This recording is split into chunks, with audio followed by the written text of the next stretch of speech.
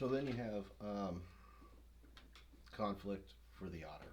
So if you score high for in the otter category or personality, then you have a high trust in people. If you score low, then you're more skeptical.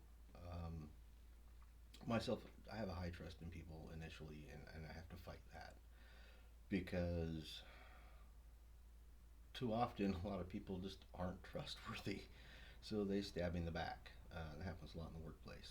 So I tend to force myself to be more skeptical of people and really become more guarded of my interactions with people because just too many of them aren't trustworthy anymore. It's really sad. So for the beaver, a conflict with the beaver's pace. So if you score high on beaver, then you want a slow pace, versus if you score low, then you want a fast pace. Um, for me, it's I can go either way, but I tend to want more a slow pace to organize, to gather my thoughts, to get more details, to get more planning involved. And then the last one is the golden retriever and the conflicts that go with that. So yeah, the procedures. Yeah, so if you're high in the golden retriever, then you, you like predictability. You know, you're very predictable. Okay, you like predictability. If you're low, then you're more of a risk taker. Um, between us, um, you've also, between the lion and the golden retriever, you have more. The conflict arises with the hurt feelings, um, sense of justice. Um, you know, so it creates some conflict there when you feel like you're being trampled on, even if it's unintentionally. And normally, it's unintentional. Yeah. You know, um, It's a natural bent. These are all natural ways that we are born. And for me, I was around aggressive people and aggressive women, and so that's where my tendency draws towards is mom that and your sister. way I was raised. And so it's a natural bent, but it wasn't controlled. It wasn't tamed. That is something I'm going to have to keep continuing to do myself, because my natural tendency is just to immediately go to being aggressive.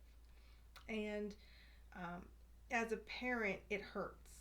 A lion child looks like they're very argumentative. What you see is what you get with a lion child. We have a lion child. Our baby of the family is all lion. It is all bossy. I'm going to be in control of everything. He thinks he is in control of everyone in the house. Well, because you have more at play here. You have the birth order as well, Yes. and there's like 7 years difference between our third born and our fourth born. Yeah. They're all boys. So he's the policeman of the family, but he also carries a lot of um, firstborn traits Right. because there's more than 4 year span there. So he's a lot of fun. Um, I can't you know tease him, harass him very much because the lion comes right out. Don't say that type of an attitude. And so it's just something that you work with him, and as he gets older, he'll you know become less serious because it's all about his feelings. Yes, and these personality traits work with toddler age to preteen. Next week I'll be discussing more teenage stuff, but this week we're discussing the littler kids in the family and how to determine that conflict inside of them and how to curb it a little bit. The lion child needs a lot of attention to tame the lion early. We're working on it. I'm so I'm really engaged in having a lion right out of the gate. It's really hard to try and tame that lion right out of the gate, but we're working on it. And it's hard for me because the tendency is to fight back as a lion. And it doesn't always work with kids anymore, especially my older kids who are towering over me and thinking, you're not a lion anymore. I'm big now. Um, so the conflict is changing with teenagers. The otter child that I'm sure you can identify with. Yes. Yeah. And what is an otter child like? Well, um, they need to learn to finish tasks. You know, they need a variety in chores and need to be taught boundaries. Um, and a lot of that is talking with them along the way. Um, I mean, a common thing for our well, our oldest three really, the first three is, they try and emulate, you know, their dad with their mom, and so a boundary that has to be taught there, and you talk to them along the way is how I play around with my wife and harass my wife Mm-hmm. doesn't give them license to play around with her and harass her in the same manner because it's a different dynamic. Um, she's their mom, not their wife. And we've been together 29 years. So, That's the other thing too is we've grown up together. yeah, our entire We adult we life. were teenagers when we met, and so a lot of people get put off by our relationship because we play, we have fun, and a lot of people go, "Man, that's offensive," or "That's wrong," and I don't take offense. He can It, make women jokes. He can make all these jokes about me because they're not derogatory. no, It's humor. It's just pointing out fun facts. Reality. You know, and it's just basic guideline. I mean, reality is she's my wife. I'm making the comment to my wife. Okay, so PC out the window. If my wife is not offended by it, and another woman is offended by it, that's her issue. Okay, it has nothing to do with our marriage. You know, we're happy. I don't offend my wife. She enjoys my humor. She I sees it. understand Yeah. that it's the otter coming out. I understand it's not personal. It's playful. And that's what the otter is. If you look at an otter in nature, it's playful. It's not out to hurt somebody maliciously, No. like, say, a badger would. It's playful. And I take it that way because we've been together for too long. And life is stressful. He knows how to make me laugh. He knows how to make me relax as the lion. Because part of the problem with the lion is you are stressed. You are on edge constantly. And he's like, relax, just relax. And then there's times where, I just can't. And he knows how to get me to just relax and to just not take life so seriously. But it's rubbed other women the wrong way. And I don't have a problem with it. So That's their maturity issue. yeah, That's and their so problem. and my kids can play with me, and we've talked about this too. We play at home. We don't play in public, simply because it could be misconstrued as being disrespectful, that kind of thing. I find it funny when women uh, do actually get offended by my teasing my wife in church or public, and it's kind of like, well, um, I didn't marry you. I'm not harassing you. Right. I married her. Yeah. I wouldn't marry someone like you who's going to be easily offended by the slightest thing. You're just looking for reasons to be offended. I married her. This is our relationship. Butt out. Stay out of it. Right. It doesn't concern you. You don't live with us. You know nothing of us, really. This is our personalities. Yeah. And how we mesh well together and we have fun together. Um, Yeah, you have to learn to laugh at who you are. There's just things about you that we've known each other for so long that we get it. We can laugh at each other and laugh at ourselves. We can't learn to take each other so seriously. Life is too short to take people that seriously, especially when you're going through really hard times. Um, he just knows how to just get me to relax. Uh, a beaver child is a little different. A beaver child is orderly. And they're praised for what they do, not who they are. And we really need to work on having them learn who they are and not just based on what they do that makes them valuable. Um, I wish I had a beaver child. I am a homeschool mom with otters.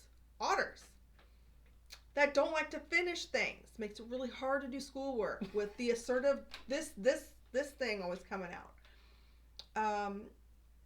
The other problem I have as this lion with children is you can tend to step on their feelings. You can tend to crush their spirits if you're not careful as a lion. Um, and you have to be very gentle with them. And there have been times where, yeah, I've blown it. And that's where we balance each other out. Right. Because when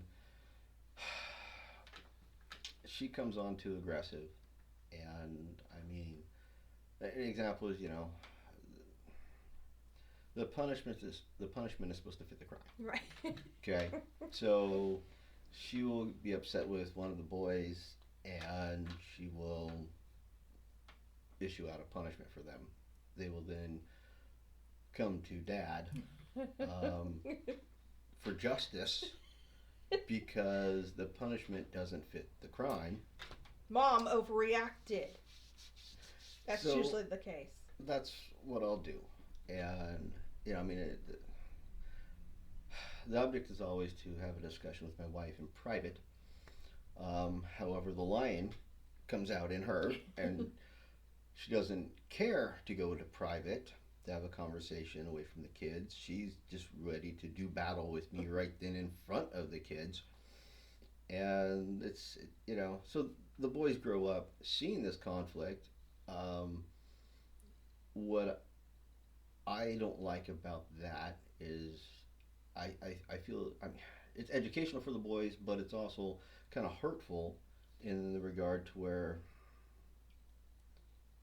they're supposed to have a high degree of respect for their mother as well. And that kind of gets lost when they're hearing their dad informing their mom that she overreacted and that she's wrong. Because it's right in front of them, and then they're kids, so it's kind of like, yeah. Dad got you, you were wrong, Exactly. and that doesn't help out anything. No. So, I mean, you always want to try and have those conversations in private. Working on it. Again, things like this are eye openers. Like I said, and like we said, we were discussing all of this prior to doing the video, and in light of everything, things just keep popping up.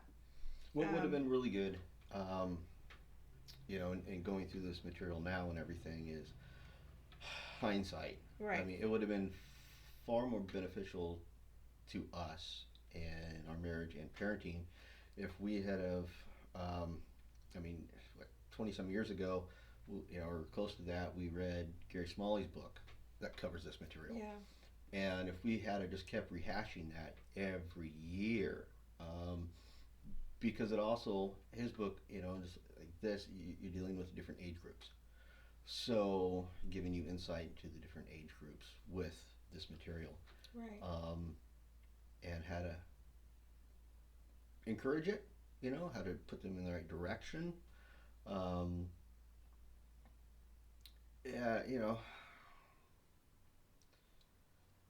One of the big issues, that everybody has in their marriage is spiritual warfare, and God will use anything to attack you. And this brings light to reality, within conflict. A lot of anytime, and I mean this, even doing this video, this is why there's a part 1 and a part 2, is when we're in harmony together, and we're focused and we're enjoying, and this is,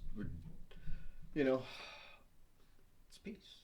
We're getting along, we're bonding more, we're having more fun, enjoying each other's company, and doing this. And Satan will use your kids as a distraction, Yes. and to break up that harmony, that serenity, that peace, to create conflict. And I mean, we have that virtually every time, that we're at home when the kids are here and we're out in the backyard having a conversation, or in our bedroom having a conversation, or we're down here in the game room having a conversation, Yeah. or in the living room having a conversation, and no kids are present.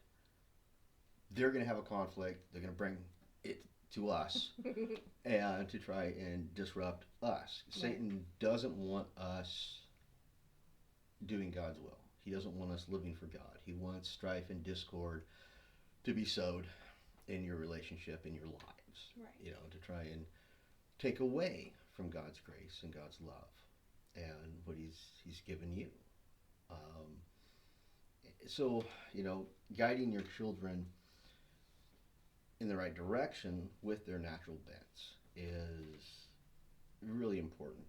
And I mean, knowledge is power.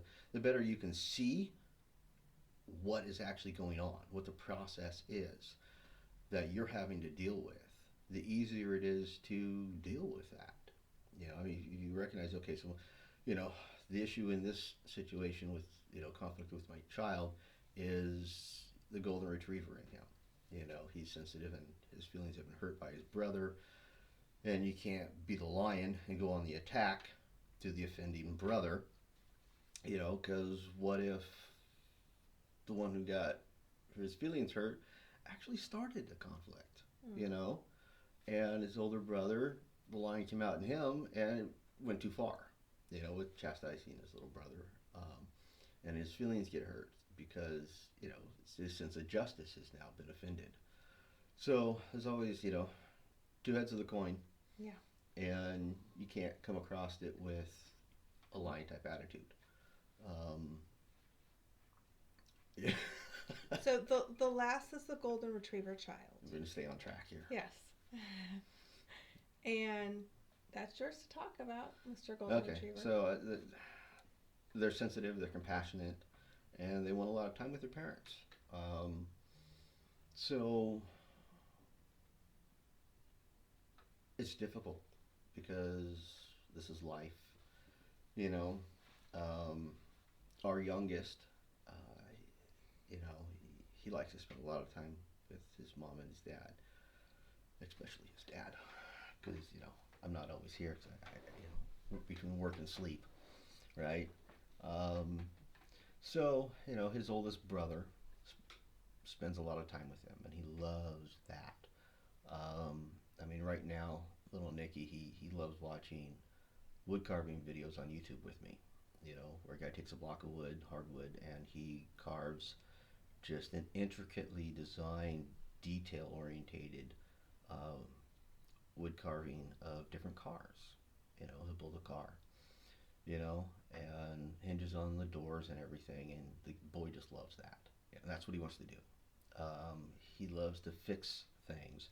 There's a lot of beaver in him because he's so organized and detailed, the little police of the family. He does finish his stuff too. I mean, he's a good student so far. So, crossing my fingers that I might have one that might actually be willing to finish his schoolwork like he's supposed to. This has been a thing that we would like to keep visiting and revisiting, and we would love for you guys to learn more about this. The video is available on Amazon. You can also look up these personality types online and find out more about them. I'm not sure if there's any quizzes to see if you can determine where you are online. You may have to do some searching for that. But next week I'll be discussing our teenagers and how to help them. And I think that there's a huge disservice being done to our teens. I think they're being left behind in a lot of areas, and we as parents need to step up and help them. I think that there's a lot of lost teens out there right now, and I think the churches are doing a huge disservice for them.